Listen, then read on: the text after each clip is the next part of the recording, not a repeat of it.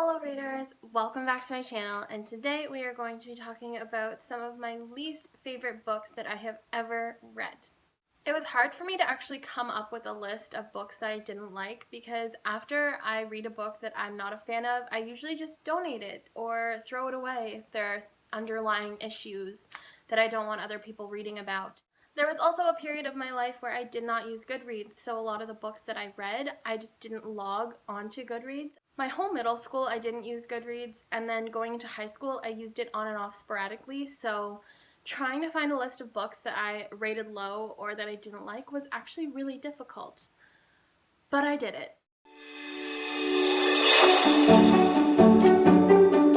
The first book that I'm going to talk about is actually, I think, the only book on this list that I actually threw away and didn't donate to somebody, and that is An Abundance of Catherines by John Green. If you don't know what this story is about, it's basically about this guy who finds himself only dating Catherines, and he gets dumped by 18 different Catherines. That's it. I mean, that's really all you need to know about the story to be completely caught up. So, this has to be the worst John Green book that I have ever invested time in reading. I think, all of his other books on my shelf, but I just could not bring myself to keep An Abundance of Catherines because of how much I hated it and how bored I was the entire way through. The whole situation was it was such a weird concept for a story. I started not liking this book very early on when the main character, Colin, and his, I believe, best friend were fat shaming somebody at their school or something they saw on the side of the road. It was so insignificant that I don't even remember what happened. But typically a fat joke doesn't really bother me. It's not enough for me to put a book down and be frustrated with it because it happens in life and I understand that, especially in a contemporary novel where it's about real life. I can understand a fat joke happening. It's part of life. However, for some reason, it bothered me so much, and I think it was because I didn't like the main character at all. I just thought he was really obnoxious, and he was very, whiny, and I think I couldn't handle it because it came out of his mouth. Or in his thoughts or whatever, I don't know. I hated his character so much that when this happened, I immediately got angry and annoyed that it even needed to be written into a book. This book was also just incredibly boring. I couldn't find myself wanting to pick it up and actively read it. Usually when I was reading it, I would definitely be putting it down after maximum 10 pages. It could not hold my interest. It was not good. It was so boring. This is just me ranting for however many minutes this video is about how stupid these books were and how I don't understand how they made it to print to begin with. The next book that I'm going to talk about is Messenger of Fear by Michael Grant. And it pains me to put a Michael Grant novel on this list because I love him and I think his books are some of the best books that I've ever read. I mean, my absolute all-time favorite series is by Michael Grant, and I have half of a shelf just dedicated to his apocalypse-style books. So I love his writing, and I think he's fantastic. But this book seriously fell short of my expectations. This story is about a messenger who seeks out the youth of today that are causing trouble to people, who are being rude, who are being nasty, and just looking at the darkness within them and seeing how it spreads over the world, essentially. So this messenger is looking for assholes. It's pretty much what it is. And if they don't get punished for things that they said or they did, then he makes them play a game. If they win the game, they get to go free, and if they lose the game, they have to live out their worst fear. So the concept of the novel is actually really interesting, and I thought, you know what, Michael Grant does really well with fear. He has a book called Fear, and it's right there. Right there. Anyways. My Michael Grant books are not in order. The realization hurts my soul, but we'll fix it later. He does really well with fear. His books create this sort of unnerving sense within you, and you're just kind of ooh, what's gonna happen next? This book did none of that for me, and I was so disappointed. This book did not feel like it was supposed to be an action book. It actually felt more philosophical and discussing the views of morality and how different actions have different consequences, and that would work really well, I think, with a different author, but it just doesn't fit Michael Grant's writing style at all. And considering there was hardly any action in this, it didn't fit with my expectations going into the story.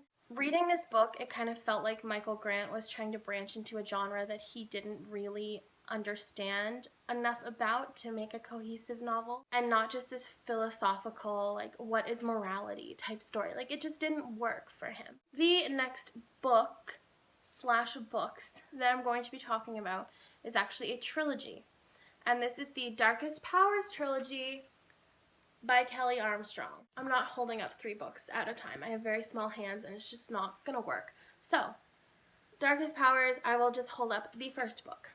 I have a very love-hate relationship with Kelly Armstrong. I think her books, a lot of the time, the concepts sound incredibly cool, but the execution is disappointing, to say the least. I don't really think I've given a single one of her books a 5-star review. This story is about a girl named Chloe Saunders who lives a pretty average life until one day she starts seeing dead people at her school. Obviously, no one believes her, so she is shipped to a group home for mentally disturbed teenagers, and lo and behold, there are secrets that nobody knows, and she's trying to figure out why she got sent here, specifically to this home.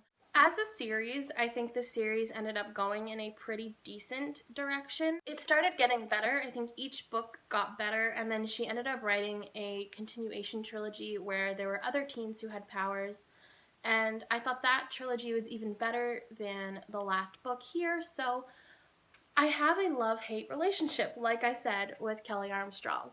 But this book as a whole, the first story, just did not work for me at all. I am tired of reading YA novels about teenage girls that are just so stereotypical, and they don't ever know how to think with their brains, and they only ever think with their hearts. And everything that Chloe Saunders did in this first book felt so cheesy and so, oh my god, like so stupid.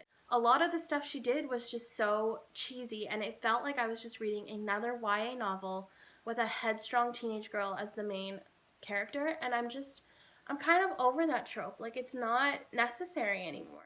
And this book also got rid of the supernatural element pretty quickly, because at first Chloe was seeing some pretty terrifying ghosts, and honestly they kind of made you feel a little creepy and uncomfortable, but about a quarter of the way into the book, there stopped being creepy ghosts, and it just started to become cringy ghosts instead. Like, there was nothing scary anymore. Like, it just wasn't a scary situation. It was all just like, oh, this is a little funny ghost that you can see. Like, no, I wanted creepy. I signed up for creepy. Give me creepy. One of the only redeeming qualities of this series is that it all has deckled edges, and I love deckled edges a lot. The next story is that I'm going to be talking about: Empire of Storms, Tower of Dawn, and Kingdom of Ash by Sarah J. Maas. Okay, cool. I loved the concept of this entire situation at first. I loved the idea of a 17-year-old assassin being taken out of her prison/slave compound and being brought to the kingdom to become a king's champion and fight to the death to secure her spot and secure her freedom as the king's champion. I thought that was fucking cool, and I just really wanted it all the time.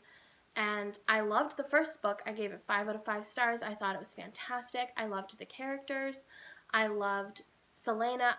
I thought everything was perfect. Second book, I still really liked it. I thought, the romance didn't really go where I wanted it to, but it was definitely still tolerable. We get to the third book, Heir of Fire. And Heir of Fire was an okay book. Like, it was severely meh.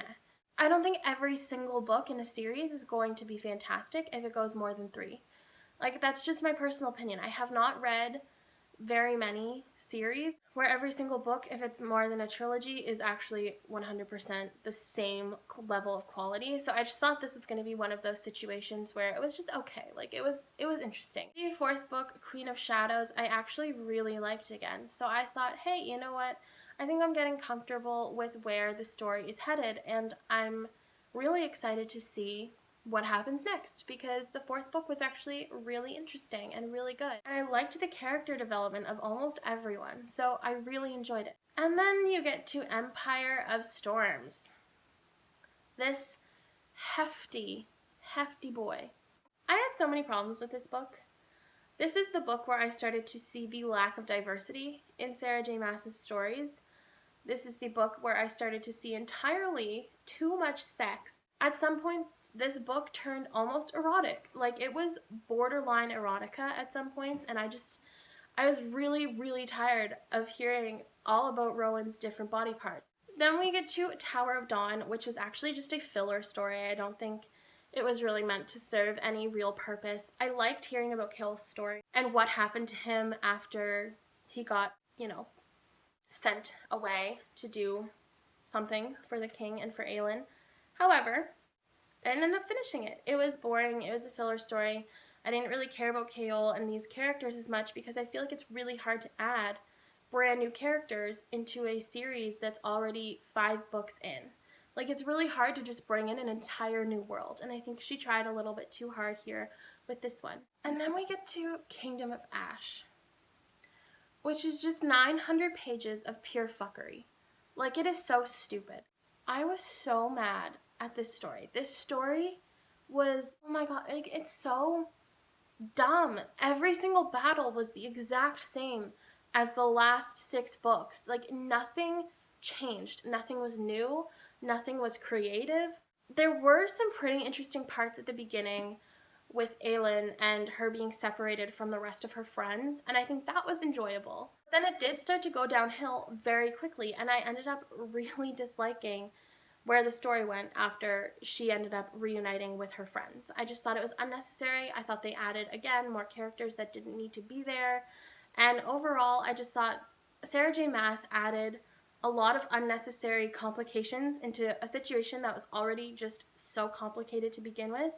It was really hard to keep up. So I ended up really hating this book.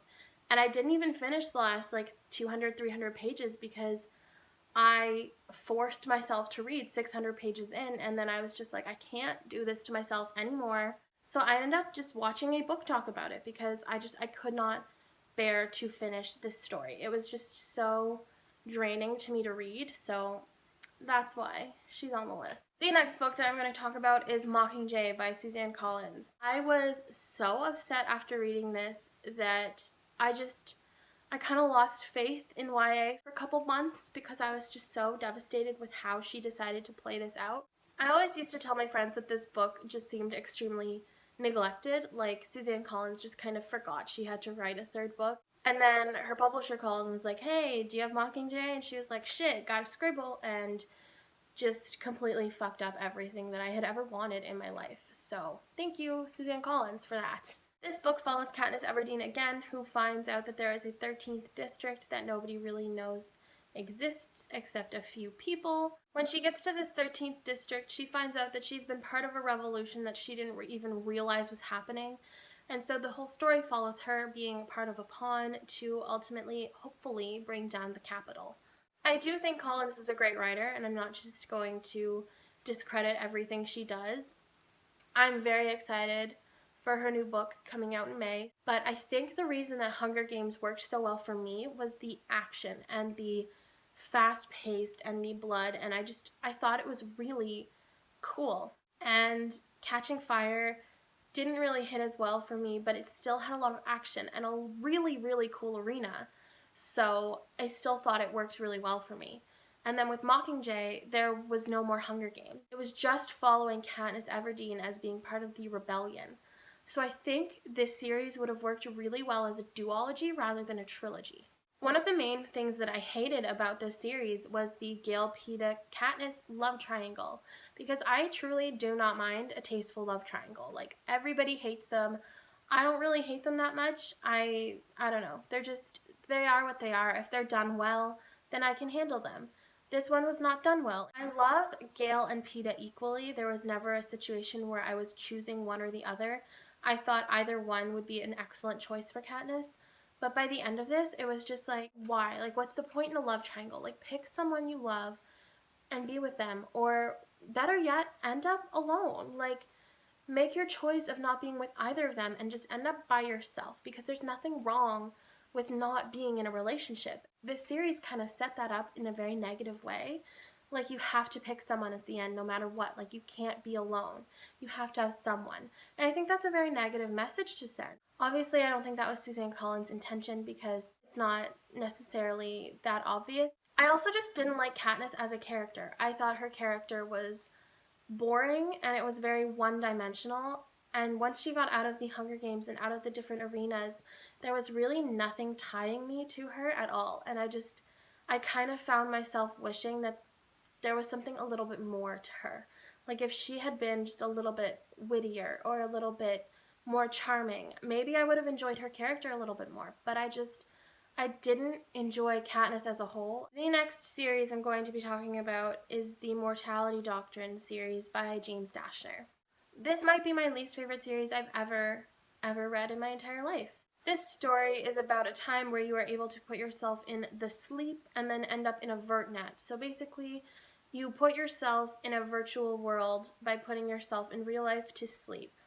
So you end up being able to interact with people in the virtual world from all over the world, and you get to kind of play your favorite little video games and side games. So basically, if you end up dying in the game, then you end up waking up in real life a little groggy and a little bit off, but you're still alive. So when people start getting murdered in the game and they stop waking up in real life, this top secret organization contacts Michael, one of the top gamers, to find out who is hacking the system to actually kill the people in real life. I really should have known that I wasn't going to like this series, because that doesn't sound like something that interests me at all. It's cool and everything, but I'm just not into video games or technology in the same way that a lot of people are. So I think the only reason I initially bought this was because he wrote The Maze Runner, and I loved The Maze Runner so much at the time that I thought this would be fantastic. I was so confused throughout this entire story. There were so many different video game references and technological aspects that I just did not understand. Every single person in this book was extremely average to me. I didn't like reading about them. I thought that their characters were really basic. There was no depth to them. There was nothing that I really cared about the characters. Also, this book had absolutely nothing interesting happen until about 70% of the way in, when the big final fight or whatever happens. And other than that, it was just really boring. And then at the end, the fight was not long enough. So it just kind of, the pacing was very off with this story. It felt like it was either dragging and I was so bored, or it was just so fast that I couldn't keep up. And I hated that, because pacing is so important to keep a reader's attention, and this was just all over the place. The last book that I'm going to talk about is The Lovely Bones by Alice Sebold. So, this story is about a 14-year-old girl who gets murdered and is adjusting to her life in heaven, and is trying to point out little hints to the people that she loves from beyond about the person who killed her, because the person who killed her is somebody that the family knows. So, it's a cool concept. It's something that I think that I should have enjoyed, but I really hated it. Everything about this book was severely depressing. Like, there was absolutely nothing happy in this book at all. And obviously, I know it is like a murder mystery-ish kind of story, so you really shouldn't be happy, but I would have liked to see a little bit of joy, at least coming from her family trying to move on and trying to piece together their life after their daughter was murdered. I would have liked to see some happy moments. Reading this book was depressing. Like, it didn't bring anything into my life that was necessary. Also, I found the writing style to be pretty immature, and I understand that the narrator was a 14-year-old girl, but it even felt a little bit too young for a 14-year-old girl. Like, it was very immature. It was very much elementary school. Like, it was very much a really talented, like, 5th grader wrote a novel. And that's kind of what it feels like. And I'm sorry, that's really harsh, but I didn't like it. Also, every single character was extremely dull, which I hated, because I feel like a 14-year-old girl who's been murdered should at least be slightly exciting or interesting, because obviously you don't get the perspective of somebody who's been murdered before in a lot of different stories. But no, she was just really average and really boring, and so was everyone around her.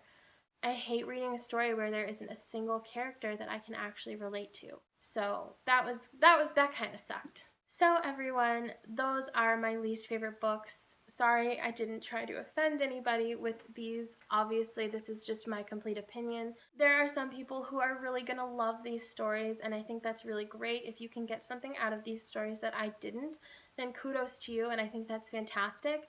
But if you are in the same boat as me with any of these, just let me know in the comments below, because I'd love someone to rant with about some of these stories. Thank you all for coming back to my channel and tuning in, and until next time, bye readers!